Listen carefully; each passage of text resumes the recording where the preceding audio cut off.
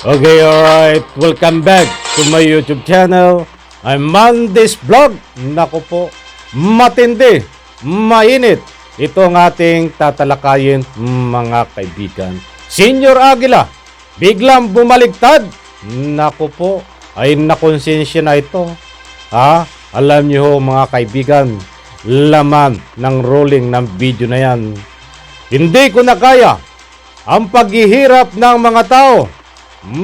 Ay nagwala dito Nagwala dito si Senior Aguila dahil gusto na ika nga po'y tumiwalag, bumaligtad. Naku po, yan pong lahat mga kaibigan, diyan laman ng video ang ating tatalakayin. At kung bago pa lang po kayo sa aking maliit pa na YouTube channel, inaanyayahan ko po kayo, please subscribe. Sabay-sabay po nating i-like ang video na ito kung nagustuhan nyo po.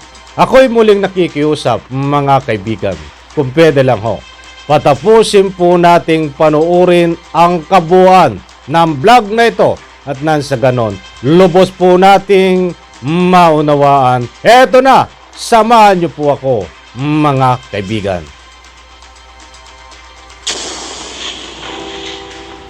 Ayoko na. Hindi ko na kaya ang mga paghihirap ng mga tao. Naghihisterikal si Jerins. Buti na lang, napakalma ni Janet Ahok at napapasok doon sa kwarto. Napag-usapan na huwag kang ganyan dahil mabubulabog ang mga tao pag gawin mo yan. So, maraming salamat sa pag-embrace ninyo na malaman kung ano ang totoo. So, maraming salamat sa ating mga vloggers. Ibabalik ko sa ating mga vloggers na magigiting. So, maraming salamat sa pagsubaybay sa mga nangyayari. At mangyayari pa lang. Pero one thing for sure mga kaibigan is malapit na ang katapusan ng kanilang mga kasamaan. Ang kasamaan ng kultong 221 ay malapit nang matapos. Kasi abangan ninyo mga kaibigan, ang hearing ngayong November 7. Malapit na no? Malapit na. At abangan ang mga sorpresang pasabog sa loob ng Senado. So hindi ko yan hindi ko yan itatouch para para naman excited tayong lahat. Kahit ako'y alam ko na, mai-excite pa rin ako mga kaibigan. So, eto na yan. Kung gaano talaga ka barumbado at walang hiya ang mga kulto, ating isisiwalat mga kaibigan sa anong tawag dito? Sa tulong ng ating mga magigiting na mga bayani. Mga whistleblowers, victims of kapihan. Wala silang takot na ipahayag kung ano yung totoo. Kung ano yung mga pinagagawa nila, mga kaibigan, doon sa mga tao. Kung ano yung plano nila. So sa mga vloggers pala, dugtungin nyo na lang. Hindi ko excuse me. Awang ko ba bakit naputol kanina? So ayoko nang bumalik pa. Dahil ang layo na nang narating natin, tapos babalik ulit, no? Sana'y naiintindihan nyo ako. So, ito, ang akin lang, ang pakay ko ay kakalat. At least, merong mga taong nakakaalam kung ano talaga ang angas ng mga kultong 221 si Jerry Esquilario, Jan Ahok, Rosalie Sanico, Karen Sanico, na matagal ko nang tinatawag na isang drug lord ka pa rin hanggang ngayon. Isa ka pa rin hinahabol sa batas. Kaya ikaw, Karen Sanico, kaya ka nagtatag ng mga private armies dyan gamit ang mga tauhan ng bayanihan para nga naman hindi ka na maghirap pang uto, para hindi ka na maghirap pang galing talaga sa from the scratch na ikaw ay nakapagtayo ng isang grupo. Hindi, sinindikato mo lang din. Kasama si Mama Nena. Kaya, kasi naman, kung hindi dahil kay Mama Nena, wala kayong madadalang mga tao. So, kaya ngayon, ang pag-aano naman ni Jerins, ang mga ginagawa ni Jerins is approve. Galing kay Karen Sanico at kay Mamerto Galanida na ganun ang gagawin. So, isa pa palang, isang madaling araw mga kaibigan, nung pag-akyat pa nila, isang madaling araw, alas 12 ng madaling araw, napansin at narinig ni Jeng, yung ating nagsasalita, ating in-interview kagahapon, narinig at sila ay nag-aaway ni Janjan Ahok, yung bugaw na, no? Nag-aaway sila isang hating gabi. At ito ay nagsasabi si Jerins, naka-hazard yung sasakyan sa labas ng bahay nila. Naka-hazard yung sasakyan ni Jerins dahil gusto nang umuwi ni Jerins Kilario. Gusto niya nang umuwi. So, ngayon sabi wala naman pala, ayoko na. Hindi ko na kaya mga paghihirap ng mga tao. Uuwi na ako. So ngayon, naghihisterical si Jerins. Buti na lang, napakalma ni Janet Ahok at napapasok doon sa kwarto. Napag-usapan na, huwag kang ganyan dahil mabubulabog ang mga tao pag gawin mo yan. Napapag-usapan ang lahat. So ngayon, pagbigyan na si Jerins Kilario kung ano man ang gustuhin nito, including ang mga babae, kung sino yung gustuhin niya, ay mangyayari dahil nga merong taga-kumbinsi na isang bugaw, dalawang bugaw pala, sila yung magkukumbinsi sa mga bata, sa mga minors na nagugustuhan ni Jerins Kilario na magsabi, na pagsabihan, na i-recruit na pumayag yung bata dahil ikaw bata ay napakaswerte mo. Kaya pumayag ka na, napakaswerte mo. Ikaw ay andyan, dediretso ka sa langit. Pagdating ng araw, ikaw ay nakaupo sa tabi ng trono ng Panginoon. So, kailangan pumayag ikaw. So, kaya yung iba is napapapahayag. Doon natutulog at nakikita ni Jeng Plaza na doon yung babae papalit-palit hanggang magdamag, mga kaibigan. So, yun ang nangyayari. So, ngayon, buti na lang nakumbinsi ni Janjan, ni Karen, at dahil nung araw na yon, nung kinabukasan, nung nag-away sila ni Janjan Ahok at ni Jerins, kabukasan ay nagpatawag ng meeting. Si Karen, si Mamerto, si Rosalie at si Janjan Ahok. Yun ang pinatawag at nagkasundo sila dahil Okay, alright.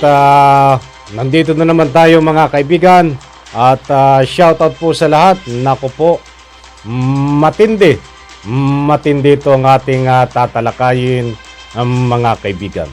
Paalaala muli at kaunting paliwanag.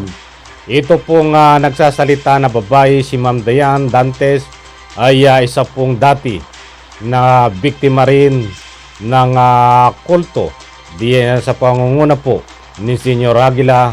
At ang kanya pong pamilya hanggang ngayon ay nandiyan pa rin na membro ho ng kulto diyan ho sa kapihan. At yung kanyang kapatid ho ay pinaslang di umano sa kamay din ng mga kulto ayon po sa kanya. Okay, at ito ho ay translate na mga kaibigan.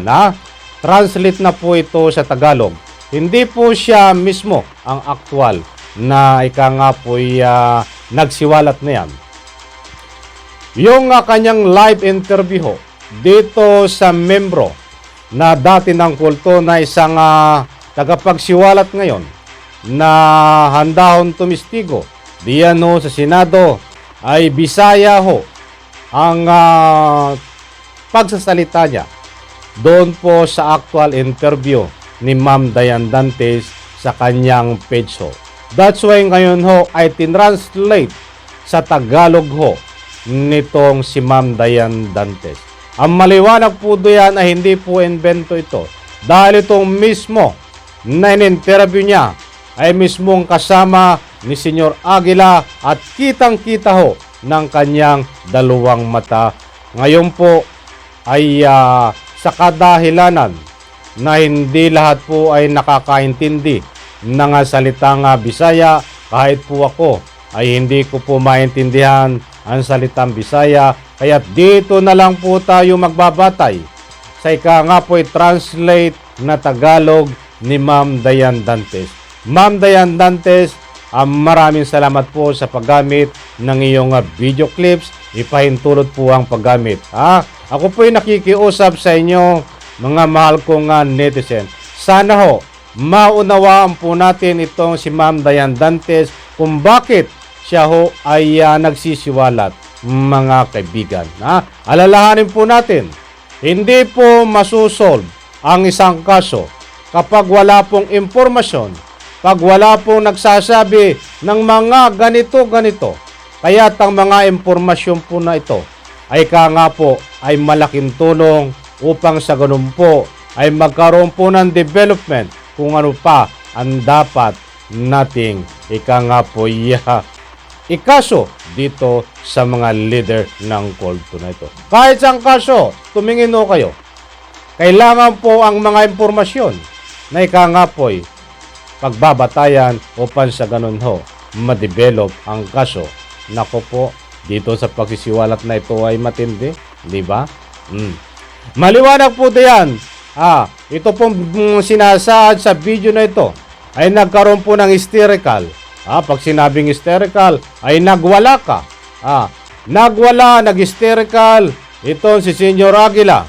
At ang sabi nga niya ay naaawa na ako sa mga tao. O ibig sabihin ay kasama niya diyan yung konsensya. Bakit siya maaawa sa tao? Mga kaibigan. Sapagkat alam niya, siguro ay nauntog ang ulo nito sa pader. Ay alam niya na hindi tama ang ginagawa at uuwi na daw siya. Mga kaibigan. Ibig sabihin ng uuwi, bababa na ng kapihan, titiwalag na sa samahang kulto. At madaling salita, ito ay bumaliktad na. Subalit napigilan ng kanyang mga kasama dahil ang katuwiran ay mabubuko. Ibig sabihin mabibisto ang kanilang mga gawain na hindi maganda na mabubulabog ang tao, mga kaibigan. Ba't yung mga yan pong mga nga po'y pag-hysterical at pagbaliktad ni Senyor Aguila at gusto nang umuwi, bumaba diyan sa kapihan, gusto nang tumiwalag, ay noon po yan, mga kaibigan, hindi po ngayon. Noong mga nakaraang nga po'y taon, mga kaibigan. So ito makatuwid ay napakaliwanag ho. Noon ay gusto nang tumiwalag, bumaliktad ni Senyor Aguila diyan po mismo sa pagiging presidente ng kapihan. At nga po siyempre nandun yung konsensya. At napigilan nga ho. Bakit nagpapigil? Dahil binigay lahat ng luho dito kay Senyor Aguila. Katulad po ng babae. Mga kaibigan, muling paalaala, ito pong nagsiwalat na ito ay mismong kitang-kita ng kanyang dalawang mata. Nakasama ni Senyor Aguila diyan sa kapihan at tumiwalag ngayon, mga kaibigan. Na tinranslate po naman ni Ma'am Diane Dantes sa Tagalog. Kaya dito na po tayo magbabatay sa nga po'y mga salaysay ni Ma'am Diane Dantes. Importanteng mahalaga po ito, mga kaibigan. Kung hindi man tayo napapansin ngayon itong mga pagsisiwalat, mga kaibigan, alalahanin po natin, hindi isang araw. Kung wala o magsisiwalat, kung wala maglalakas loob na magsisiwalat ng anuman kabulukan na sistema, katiwalian, kalukuhan sa ating bansang Pilipinas, naku po, walang mangyayari. Lulubog at lulubog po tayo sa masamang gawain. Bagkus, pasalamatan po natin itong mga ito. Dahil alam po natin, magbibigay daan ito upang magkaroon pa ng anumang dapat ikaso, karagdagang kaso dito ho kay Senyor Aguila, kay Mamerto Galaneda at iba pa niyang kasamahan diyan no sa kulungan. Napaka ingay po, lalong-lalo na ho dito sa video na ito. Ang salitang sinasabing ginagamit lang itong si Senyor Aguila. Data po at sa puntong ito ay muli nating uulitin. Kahit si Senator Bato ay sinasabihan, mga kaibigan, na talagang ginagamit itong si Senyor Aguila at pinapasunod. That's why nagkaroon nga po siya ng pagkakataon before na tumiwalag at umuwi na sa kanilang bahay, bumaba, bumaliktad. Subalit napigilan. Iyan po ang dahilan ngayon, mga kaibigan, na mga babae na lumalabas sa investigasyon. Kaya't nagkakaroon po ng pagmumulistya. May mga bata na bago ikasal, kailangan ang required na dapat isang gabi ay gagalawin muna ni Senyor Aguila diyan mismo sa kanyang kwarto. Yan po ay according sa mismong nakakita na doon pupunta ang mga bata bago ikasal dito sa nagsiwalat. Hindi ako ang may sabi. So mga tuwid, yung mga siniwalat din ho diyan no sa Senado noong nagkaroon po ng Senate hearing ay sinisigundahan, may follow-up, may supporting siyang ika nga po talagang nangyayari. Dahil nasabi na rin po ito diyan sa Senado, mga kaibigan. Hindi lang ho isa nagsasabi, napakarami ho nagsasabi, mga kaibigan, na ika nga po yung nangyayari ang ganyan. Kaya hanggang ngayon po nananatili diyan sa pwesto bilang ika nga'y presidente ng kapihan at patuloy ang panluloko, pambibiktima ni Senyor Aguila dahil nasunod ang kanyang luho, babae at ano pa man. Kahit anong gawin niyang kalukuhan, mga kaibigan, ay nagagawa niya. Ay huwag mong ikangay sundin ang luho ni Senyor Aguila. Dahil alam po natin, babaliktad talaga ito. Napakarami na ang usapin ito at napakatagal ng usapin, may isang buwan na ang salitang robot na pinapagalaw si Senyor Aguila. Kaya tumaasa po tayo, mga kaibigan, na abangan po natin. Katulad po ng nasabi diyan, November 7, ay magkakaroon po ng pangalawang Senate hearing. Katulad po ng nasabi ko, kahit ako ho, hindi ko rin ika nga po'y hawak ang utak ko. Katulad, ibig ko sabihin ay, hindi po natin alam, bukas makalawa, ay katulad ng utak natin ay nagbabago. Gusto kong linawin dun Subalit katulad po diyan ng utak din ni Senyor Aguila. Kahit sabihin pang may isa siyang leader ng kulto, siguro ho, may pagkakataon din niya na mauuntog upang biglang tuluyan na bumaliktad. Dahil yan po ang matunog ngayon na talagang siya ay ginagamit, mga kaibigan. Yan po ang diretso, yan po ang takbo ng investigasyon ngayon na ika nga po ay diretsahan sinasabi ni Senador Bato na ginagamit lang itong si Senyor Aguila ni Galaneda at iba pang mga kasamahan. Ba't tabangan po natin sa Senate hearing? Ito nga ba ay tuluyan ang babaliktad at ituturo ang pangalan na Karen, Mamerto Galaneda at iba pang mga sangkot dito? Yan po ang kabang-abang sa November 7, mga kaibigan. Dahil maniwala po kayo sa hindi, kapag nauntog ho sa pader ang ulo ni Senyor Aguila at nagising yan ho sa katotohanan, nako po, mababanggit ho ang pangalan dito. At ito ho, ang mga mastermind na tunay. But, paalaala, kahit ano pa mang gawin na pagbaliktad ni Senyor Aguila, alalahanin po natin ay hindi po siya ligtas sa anumang kaso na dapat ikaso sa kanya at talaga pong siya ay makukulong din, mga kaibigan. Ang gusto lang nating ipunto dito, masarap pong ika nga po'y pakiramdam, lalong-lalong na po sa ating mga pinaglalaban kung lahat po at tunay na investigasyon ay lumalabas sa buong katotohanan. That's why sa puntong ito, gusto natin palabasin ang buong katotohanan dito kung sino ba talaga ang pinakautak dito, mastermind. Kung si Galaneda, so dapat yan ang ituring mastermind kung sino pa man. Kung hindi man, so patunayan natin kung hindi, mga kaibigan. Masarap pong makulong. At ika nga yan, hindi masarap maganda pong magparusa tayo ng isang tao ay kung yun talagang ang pinagdudusahan niya ay siya talaga ang gumawa. Pero kung mapaparusahan po natin si Senyor Aguila na mismong tinuturong utak ay siya, ay wala hong problema. Hindi po tayo agree diyan. Ba't ang lumalabas po sa investigasyon ay hindi po siya ang tinuturong utak? So dapat patunayan para na sa ganun ho ay ibang level naman ang ika nga po iyang kaso nitong mismong ika nga'y utak dito. Iyan po ang gusto nating ipunto dito. Yan ay isang punto de vista na hindi po tayo nagkakaroon ng base in our perception. Base po tayo yan sa mga ruling ng video.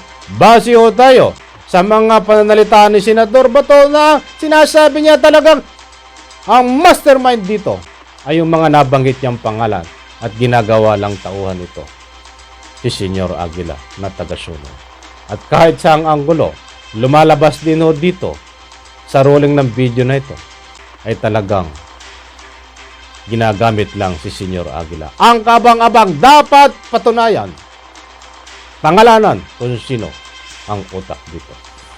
Okay, alright. Maraming salamat po. Sana ho ay nakuha nyo ang gusto kong ipunto dito. Diyan no sa comment section. Huwag ko kayong matakot magbigay ng public opinion. Pagpalain po tayo lahat. Sabay-sabay po natin i-like ang video na ito. Palakpakan.